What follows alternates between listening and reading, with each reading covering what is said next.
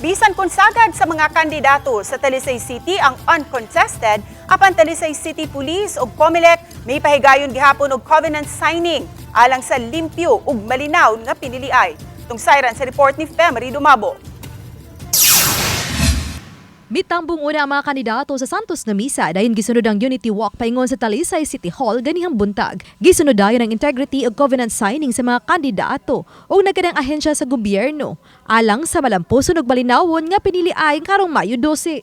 Lakip sa misalmot ang kadagkuan sa nagkadang ahensya sa gobyerno pinanguluhan sa Talisay City COMELEC, Talisay City Police, anaos sabang kadagkuan sa Talisay City BGMP Male and Female Dormitory, Talisay City BFP, ang kasundaluan ug ang mga sakop sa Coast Guard Talisay City Substation ug ang representante sa Muslim community sa Talisay City.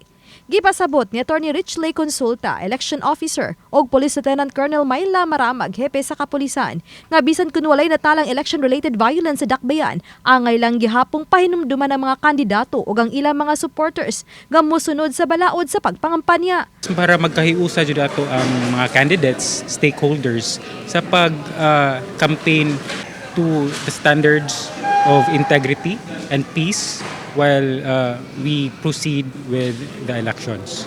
We are not complacent. We're making sure that everything from the preparations up to the elections and after the elections, the peace and orderliness of Talisay City will be maintained.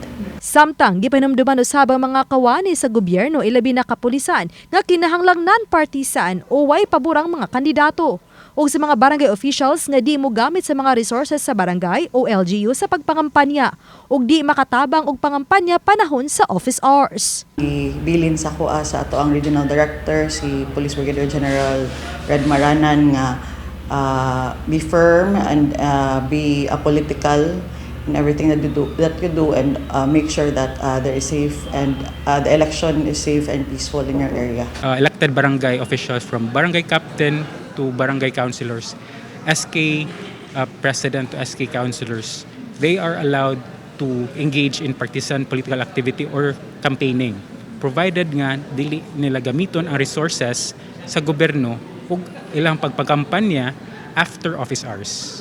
Oba ni Rod Prado, Femery Dumabok. Balitang Bisdak.